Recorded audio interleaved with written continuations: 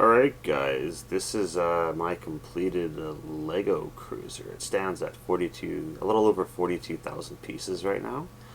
And if I made it in real life, it'd be 4 feet long by 4 feet wide by about a little under 2 feet high, more like a foot and a half. But you've seen all my videos I've made, but a lot of those were just what I had done so far as I updated you on my progress, and then in the final video I showed you the last of it that I've done. But in order to understand everything in the video, you would have had to have watched all of those. So that's why I decided to make this comprehensive full rundown of my Lego cruiser. So everything's transparent right now. I got all the hull sections hidden just because I want to show you the features of the ship, and if you stay tuned to the end of the video, I will show you the hull sections along with a additional feature that I've added. So without further ado, I'll just start here. And so you see right here you got the heavy missile bay, then over here you got the light assault craft bay with some storage lockers and exhaust chutes. Now down here you have the drone bay. Let me just see if I can give you guys a better look. Okay, hold on, I'm having a bit of trouble. You know what, I'm just going to go into the section and just show it so that you can get a better view of what it looks like. There we go.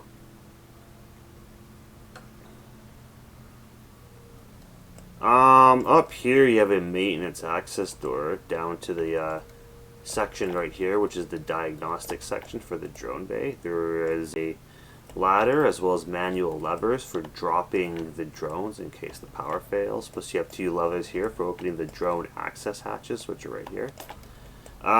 You have 2 types of drones. You have your heavy drone and your medium drone. That's the drone bay. Now up here you have this is the warp drive, and then right behind it is the AM reactor, which just stands for antimatter matter reactor. And this is the little maintenance access hatch right here for access to maintaining the heavy missiles. You also have the AM reactor diagnostic station as well as a shield diagnostics. Oh, no, sorry. This is the warp drive diagnostic station. This is the engineering station, and then this is a little shield diagnostic station. Then you have your 2 access doors to each station right there. And I'll be showing you the shield later. So what else do I have? Living quarters. Okay, so up here you got your officer living quarters, you got your captain's quarters, and then you got over here your crew quarters, and the crew quarters have some lockers right here. Each officer station has a foot locker, and then the captain has his own bed, reading light, which all the officer stations have, his own little shower, toilet, locker, little table for meeting a crew member one-on-one, Mass Effect style, wink wink wink. And then you have your shower and toilet station and sink station right here behind this behind all this. It's a open concept co-op Starship Troopers style, wink wink, bathroom. And then you got your little boiler tank right here, and you have a beam turret, which I'll be showing you more of later. So I think that concludes this section. Let's go on to the light missile battery, and I just got to give it a moment before it shows.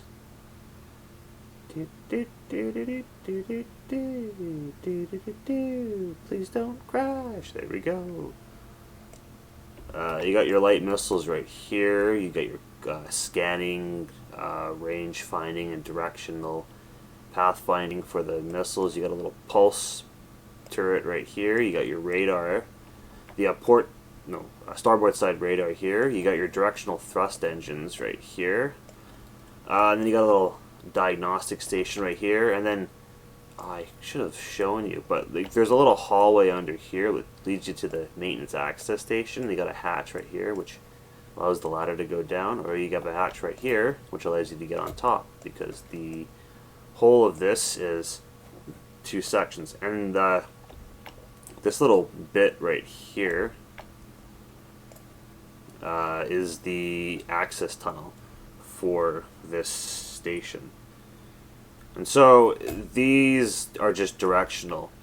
This right here is the main drive engine, and then over here you got another pulse turret as well as the remote operating stations. I'm going to go into this section and just show you guys some of the further details to it. So here you have a bit of the galley, which I'll show you more of later on. You got the shield generator, you got the grav generator. This little handle right here allows a user in real life to rotate it, so it looks like the shield is rotating. And then finally you have your elevator right here, and then you got your elevator shaft. And right behind this door is the gear room for it. So basically you can rotate this handle, and then I have a little cable chase going down here, but I've looped it so that you can loop rope or string down there, tie it to the elevator, and then as you rotate it, it'll either go up or down depending on what direction you want to go. So I'm gonna,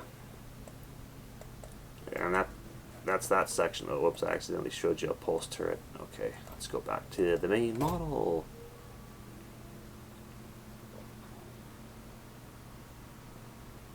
And here we are. Okay, so as you can see, here's more of the galley. You got a little kitchen, and then you got your captain's table right here. You guys are all probably wondering, what are these little hinges that you keep seeing? They're what the hull sections slide into, so I'll just show you the hull sections after I'm done with all this. But you got your life support systems right here, you got your directional thrust engines, you got your radar. There's a comm system that attaches to the hull section here. I'll have to show you that later. You got your medium assault craft bay. These are the medium assault craft with lockers in the background. This is the maintenance access hatch for the directional thrust engines. Down here you have your drone remote link computer, and it's a lot larger than on my destroyer because it can take excess bandwidth in case a destroyer is destroyed and those drones get lost with that computer. And you got your ammo cache here for the Gatling turret right here. And I'm going to just go into the section because I got to show you guys some additional stuff, and it'll be easier if I just go into the section. Okay, these are the cargo bay doors. If I hide those, you can see the cargo containers. You got a crane for lifting them. So this crane is designed to either lift 2 at a time, or it can lift just 1, depending on what you need. So you also have your, right here is the access hatch into the cargo bay, as well as the place where you land the crates when you need to get material out of them. If I just hide this for a bit, this is a reveal. It's not a feature of the ship, it's just something that opens up so people can see inside of it. And so if I hide it, you can see into engineering right there. You got a little access heads down to get into the lower sections of the engineering, the main drive engine area. You also have your crane operating station right here. There's another reveal hatch right here that if I just hide, you can look down and you can see the engineering person with his station. You got a little power regulator thingy right there that you can also see. And if I go down here, I can show you the repair bay. So I'm not going to hide that right now because I just want to show you the other side. So this is the crane access, or crane operator access ladder. And you got on the backside of the reveal is the tool table and the tool board. And so if I just make that disappear, it allows you to see inside a little better. And so you got your door right there, as well as a place for putting all the carts for material. And I like to think of them as just little repulsor lift carts. Yeah, so that sums up all that. I'm gonna go back out to the main model now and show you the rail cannon section. And I'd like to let you know that this model is brought to you by SPACESHIPS. When you're in need of a campfire treat and you're not near a campfire, you go with SPACESHIPS. Alright, back to it. Anyway, so this is the rail cannon right here, and so you got this large rail cannon, you got the inductor coils right here, you have ammunition on the side, you have the pulse turret, one up, one down. You have your rail cannon diagnostic section right here, and then you got your ammo delivery arm. So this arm would reach, grab an ammo, loop it down, feed it into the back end right here where the electromagnets grab a hold of it, and then fly it out whenever the ship's ready. And so my last section I'm going to show you guys is the did I get everything? Yes, I did. Okay, I'm going to show you the command section right here. And so I think I can just keep it open like this. So you have a Gatling turret. Behind here is a little reveal, which has the ammunition. You have, okay, so this elevator, it can go from the bottom all the way up to this lower floor of the command section. And there's a part that's hidden, but it'll stop once it gets to the top. And so we also have an airlock right here. You have the back end of the airlock, and this first level on the bottom is just a storage / arms locker. So you got a little rifle right there, and then you got a locker. You got places. Oh, these lockers hold the spacesuits for them. And so these little hooks are for the helmets. What else do I have? That's pretty much it for that section. And then up to the next section, you have the radars and comm stations. So you got your 3 comm officers with your leader. The comm office. Okay, these are just comms people. This is the comms officer, who's in charge of all of that.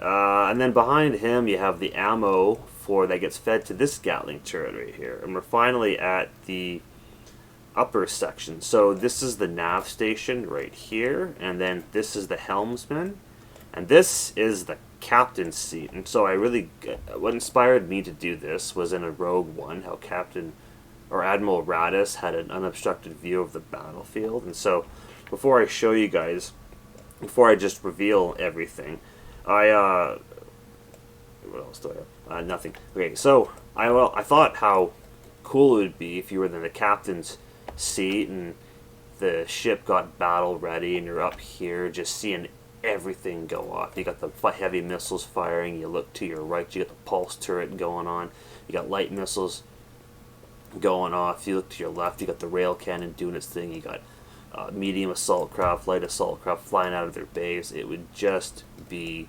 nuts. So that is everything. Let me just look at I made a list just to make sure. I'm gonna just check over it real quick, and yeah, I got it all. So I'm gonna reveal everything now because I want to show you guys some sections that were disappeared. Show all. Okay, so as you can see, you got your stands that I modeled. You have, that's the section right there. That was where the elevator goes. You got 4 beam turrets in the back. What else do you have? And then these hull sections, they got little round 2x2 bricks inside that have a little plus sign hole that allows those little hull clips to go right inside, and that's how the hull sections stay on, and that's how all of them are. Plus I chose that because it gives it this really gnarly appearance to it. So last but not least, I made a little plaque, and then because I work in construction, I imagine something of this nature would have a bunch of, excuse me for a moment.